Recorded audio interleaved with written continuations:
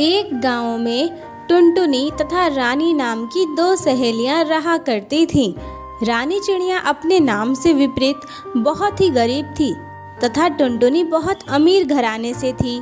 दोनों की दोस्ती बहुत गहरी थी। टुनटुनी की शादी एक बड़े घर में हो रही थी। अरे टुनटुनी, अब तो तू शादी करके यहाँ से चली जाएगी। मुझे तेरी बहुत ज़्यादा याद आएगी। हमने तो सोचा था कि हम एक साथ ही रहेंगे। हम एक ही घर में शादी करेंगे ताकि हम हमेशा एक दूसरे के साथ रह सकें। लेकिन वो तो बस सपने थे। मैं इतनी गरीब हूँ, मेरी शादी इतने बड़े घर में हो ही नहीं सकती। इसके बाद टुनटुनी चिड़िया की शादी सेठ बबलू कबूतर से हो जाती है। बबलू कबूतर का एक छोटा भाई भी था जिसका नाम कालू कौवा था।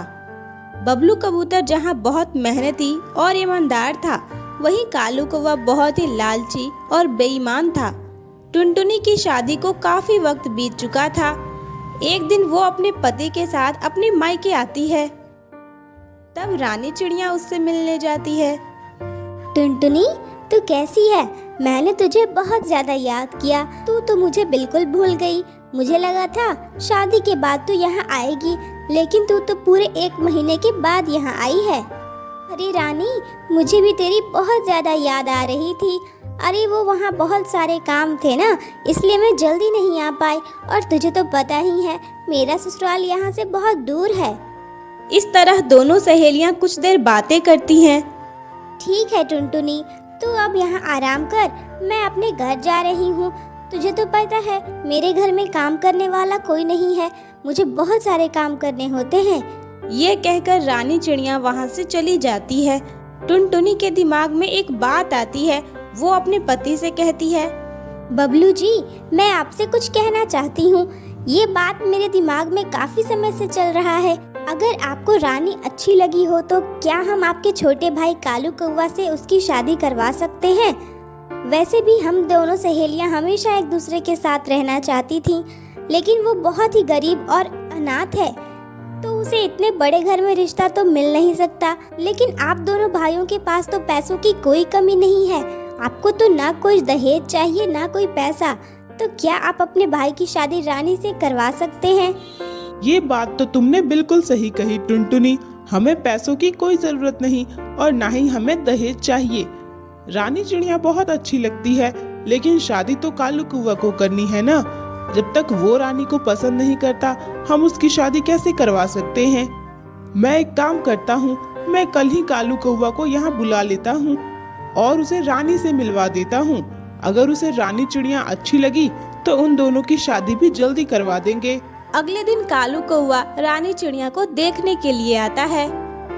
भैया भाभी, मुझे रानी चिड़िया पसंद है। आप इससे पूछ लीजिए क्या इसे मैं पसंद हूँ। इस तरह दोनों की सहमति से कुछ दिनों में उनकी भी शादी हो जाती है। अब टुनटुनी और रानी चिड़िया एक ही घर में एक साथ रहने लगी थीं। रानी चिड़िया को अचानक से इतने सारे धन दौलत मिल गए थे। अब उसके अंदर थोड़ा घमंड आ गया था। अरे रानी, घर के सारे काम हो गए हैं ना, चल हम थोड़ी देर बैठकर बातें करते हैं। अरे नहीं नहीं टुनटुनी, मेरे पास इतना समय नहीं है। देख, अभी मुझे बहुत कुछ करना है। अभी मैं पार्लर जा रही हूँ। ये कहकर रानी चिड़िया वहाँ से चली जाती है। रानी कितनी बदल गई है। शादी से पहले तो वो मुझसे कितने अच्छे से बात किया करती थी, और अब तो मेरे साथ थोड़ी देर के लिए बैठती भी नहीं। कहीं उसके अंदर घमंड तो नहीं आ गया? एक दिन कालू कौवा और बबलू कबूतर में झगड़ा हो जाता है। कालू, तेरी वजह से ये सब हुआ। तेरी वजह से मुझे 1 लाख रुपए का नुकसान हो गया और तू हेरा फेरी करता है। तूने मुझे बहुत धोखे दिए हैं। भैया, ये सिर्फ आपकी कंपनी नहीं है, इस पर मेरा भी हक बनता है, तो इसलिए मेरा जो मन करेगा मैं वो करूँगा। आप इसमें कुछ नहीं कर सकते। बेशरम, एक तो तू गलती कर रहा है और ऊपर से जबान भी लड़ाता है। भूल गया, ये कंपनी मैंने खड़ा किया है। ये सब कुछ मेरी मेहनत से हुआ है, समझा? माँ पिताजी तो बचपन में ही चल बसे थे।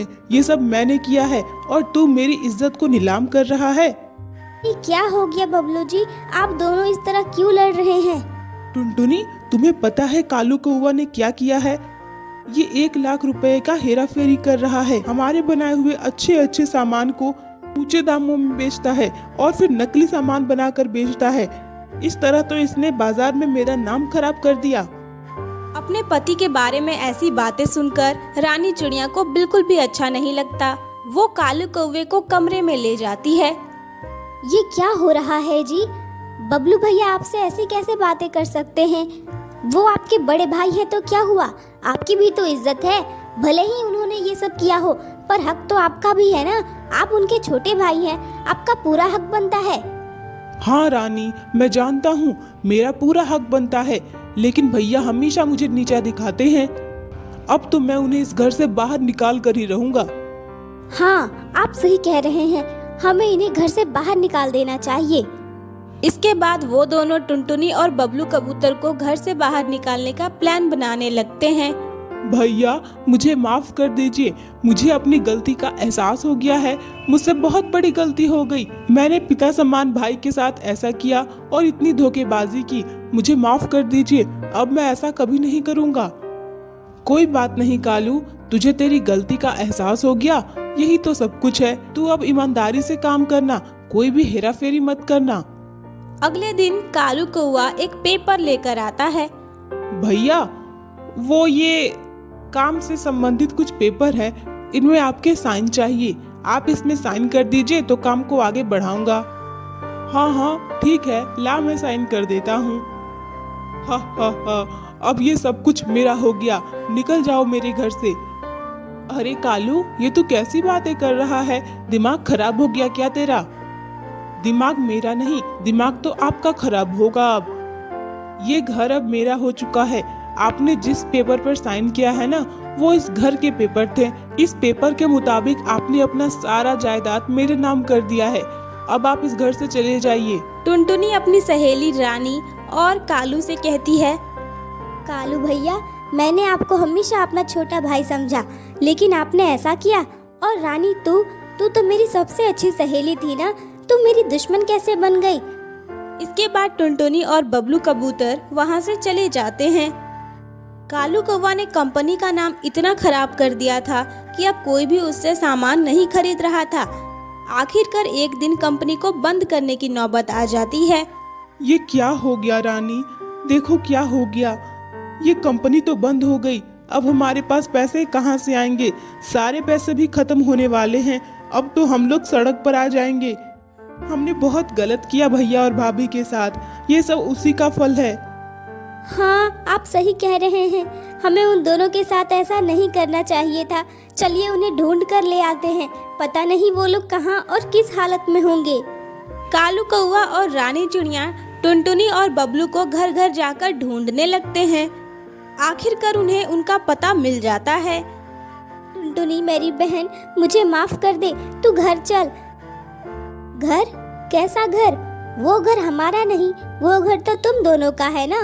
जाओ, तुम लोग वहीं रहो, हमें वहाँ नहीं जाना। हम दोनों अपनी इस कुटिया में ही खुश हैं।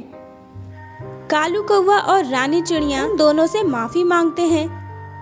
बबलू जी, अगर रानी और कालू भाई को अपनी गलती का एहसास हो गया है तो हमें इन दोनों को माफ कर देना चाहिए। चलिए हम अपने घर चलते हैं, मुझे भी मेरे घर की बहुत याद आती है। इसके बाद बबलू कबूतर और टुनटुनी घर लौट आते हैं। इस तरह वो सभी हंसी खुशी रहने लगते हैं।